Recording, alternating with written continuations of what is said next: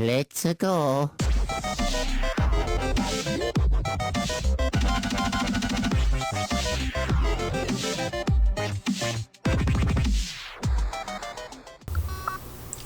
Hey, what's going on, guys? It's me, the Ninja Reviewer here. Welcome to another episode review of Assassination Classroom, second season, episode 5. I do apologize that this review is kind of late. I don't know, like 3 days late, I think.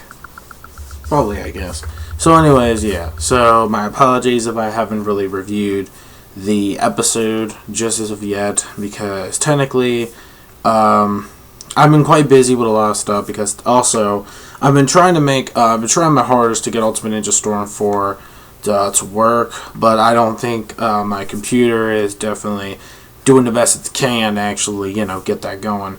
So hopefully I'll be able to play it soon. I mean, the menu, I couldn't even get the game to run until I went to the other, my wife's laptop, and it worked, but just as the people were saying, and I had proof too, because, people were, not people, but not, the reviews, and especially my friend of mine showed me how bad the frame rates were when you go into the menu, and certain battle sequences, the frame rates either go up or go down. It's like, what the fuck? So, yeah, so apologies to that. Now, when it comes to Assassination Classroom, I did watch the episode finally. So let's begin with that. So this episode, we see, we see him, and basically, this episode pretty much focuses on this one student. I forget his name.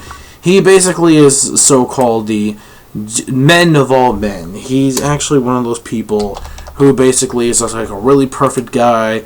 Like, he's a gentleman. Like, he's really cool. He's really good at doing a lot of stuff. However, though, when it comes to what's his face, Osano, and he had this little reputation going on, that pretty much, he challenged, Class E to what the hell is that game about? Pole toppling. It's basically some kind of secret assassination or training kind of method. And basically what it is that, they also used it pretty much they use it in combat training and stuff like that during their time to learn from Kuro Sensei, and to pretty much get better at assassination or to kill him during the March semester. So what happens is that they got challenged by Asano, and Usano is like, yeah, okay, so if we win and our reputation is set, then you guys will go down. Class A will rise in popularity once again. We will be the more dominant ones, because you lower Class E students don't, stand a chance of actually becoming more of the main highlight. So basically, though, we do see that, this whole competition with the whole pole toppling was actually really cool. This definitely has to be another one of my favorite episodes, besides, I would say, the third episode of the second season. This was really cool. So we had a E class versus A class pole toppling, and the strategist when it comes to between the two teams was actually really well done. Not to mention, the Class A was kind of going a bit too extreme, and they were using fucking foreigners. Really fucking foreigners, and they're not just foreigners from other Russia, Germany, or whatever. Basically, no, this is actually excuse me, they're actually representatives from America. Yeah, they're actually from America. And speaking of, since they are America, they actually speak English, or ENGRISH, as what the Japanese language of English is represented.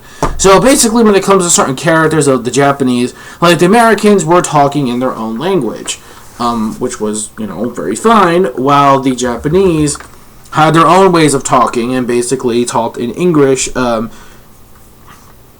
command, certain team members and stuff like that, or to pretty much make the foreigners from America understand on what, they were saying, and what they're planning to do, to overthrow them and stuff like that. So that was actually pretty interesting. The English, though, was actually really funny at certain points, but it was also pretty cool. It sounded a bit odd, especially with, when it comes to certain characters. It's weird, the way they sound with English, when it comes to Japanese in their own language, it sounded really cool and badass. But with English, it just sounds so fucking weird. I mean, they're cool, but they sound so fucking weird. Like, the way they have their, like, English language. It's fucking weird the way they do that. But regardless, though, I still like this episode a lot. I mean, it had a lot of good moments. A lot of funny moments like usual, but there were also some really cool strategic moments as well. And this basically shows that Class E has been learning a lot, and I mean a lot, during the times they were trained by Kuro Sensei. I will say this episode as a whole was very good. What makes it really more awesome, though, is the ending to this episode, is where we had Usano. Oh, yo! Oh, the ending. I forgot about the ending. The ending to the episode, we see pretty much like, you know, he finds out that his father, the principal, he actually finds out that he actually loses. So what happens is that in order to make him learn a lesson, he actually, you know, while the Americans were trying to defend him, we see that, oh man, the principal is weak. He is a fucking devastation. Like, there's something on with him that he's just so ridiculously strong. And the reason why is because he was a major and black belt. Like, all he had to do, now keep this in mind, what made this shit so cool is that he just watched his sensei after getting humiliated and losing to him. All he had to do was just watch him for days, learn his methods, learn his secret techniques, learn all that stuff to become like more pretty much outweigh the master, and he did. He just fucking whooped his ass, man. Like, literally, like, everyone, the entire fucking kendo was like annihilated and like fucking brittled up and shit. Even the foreigners, when he was talking to them, like during his whole flashback, oh my god, they were all fucking bloodied up and everything. This is a man, when it comes to his reputation, you don't want to fuck with. And here I thought principals and deans, I thought they were more scary just as regular humans, just basically, you know, just in power of authority. But god damn. But yeah, the end to the episode I thought was the best highlight, and the whole pole toppling episode was just really good. I enjoyed it a lot as it is, and it gets to show, man, how much Class E has gone much stronger when it comes to these assassination tactics. Besides their daily school routine lessons, have made them come this far, and this is going to be pretty exciting because I'm really capable to see on what they're going to do in the future when they actually do have to finally take down as their final test to take down Kuro Sensei. I wonder how that's going to happen. But anyways, I'm going to give this episode a very solid 5 out of 5 rating, a really awesome score. I did enjoy the animation. I enjoyed the actual atmosphere when it comes to the strategy and everything. Just a lot of funny moments, especially, you know, Kione when it comes to her. The whole flat chest jokes that we always, you know, get at her. Like, she's got so much stamina. And then, like, you know, that student, I forget his name. Basically, he is a man of all men. Then when everyone else tries to compare them, they're either creepy or just weird or just, that's just like, what the fuck? It's just, you know, shit like that kind of actually makes it funny. And, you know, of course, Kuro Sensei, you know, is still Kuro Sensei. Just awesome and ridiculously OP. Well, okay, they didn't show too much of that in this episode, but still. Let me know your thoughts in the comment section below of this episode of Assassination Classroom.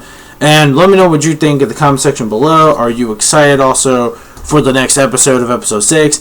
I've been hearing that, I think, covering from what chapters you're reading, I heard there's going to be a lot of hype when it comes to the principal, the dean, or wherever he is. I gotta keep my eye out for that. That's gonna be really, really cool. I'm excited to see what's gonna happen beyond there. So I'm gonna stay tuned for that. But till then, guys, this is the Ninja Reviewer signing out. Peace out. MM Manga fans, keep supporting what you watch. And I will catch you guys next time for the next episode of Assassination Classroom second season, episode 6. I'm gonna try my best to get to Fairy Tail Zero this week to catch up, and then finally, I think Dragon Ball Super finally got translated.